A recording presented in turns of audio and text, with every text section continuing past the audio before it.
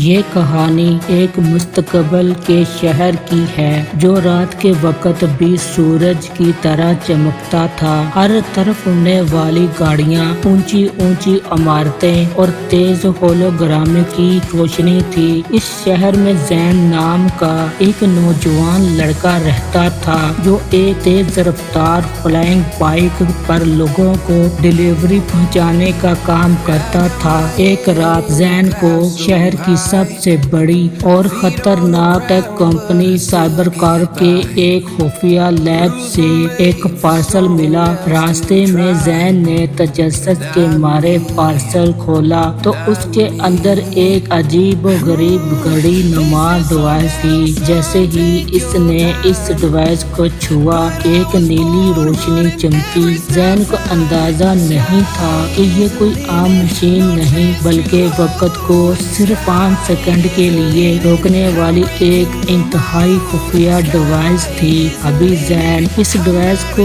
دیکھ ہی رہا تھا کہ اچانک سائبر کار کے کالے لباس اور چمکدار چشمے پہنے ہوئے گنڈے کالی اڑنے والی بائک پر اس کے پیچھے لگ گئے۔ انہوں نے زین پر لیزر گن سے فائر شروع کر دی۔ زین نے اپنی بائک کی رفتار بڑھائی اور شہر کی تنگ گلیوں اور چمکتے ہوئے نیون سائز بورڈ کے بیچ سے گزرنے لگا۔ ایک موڑ پر گنڈوں نے اسے چاروں طرف سے گھیر لیا اور لیزر گن تان لی۔ زین نے گھبراہٹ میں ڈیوائس کا بٹن دبا دیا، لیکن اچانک پوری دنیا تھم گئی۔ ہوا میں اڑتی ہوئی لیزر کی شعاعیں رک گئی، گنڈے وہیں جم گئے اور بارش کے قطرے ہوا میں موتیوں کی طرح لٹک گئے۔ زین کے پاس صرف 5 سیکنڈ تھے۔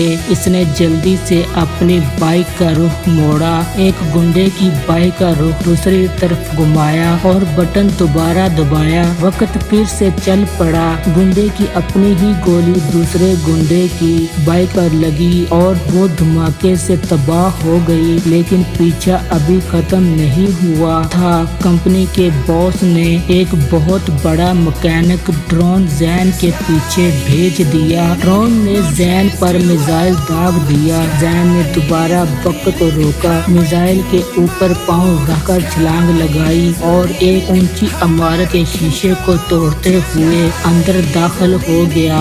زین نے اپنی اس 5 سیکنڈ کی طاقت کا استعمال کرتے ہوئے شہر کے اشتہاری بورڈ کو گرایا، گنڈوں کو آپس میں ٹکرایا اور ایک ایسی خطرناک ریس جیتی جس کی کسی نے امید نہیں کی تھی۔ آخرکار زین شہر کی سب سے اونچی نیون عمارت کی چھت پر پہنچا جہاں نیچے پورا شہر روشنیوں سے نہا رہا تھا اور اس کے پیچھے تمام گنڈے ناکام ہو کر گر چکے تھے۔ زین نے اس چمکتی ہوئی ڈیوائس کو دیکھا، مسکرایا اور اسے اپنی کلائی پر باندھ لیا۔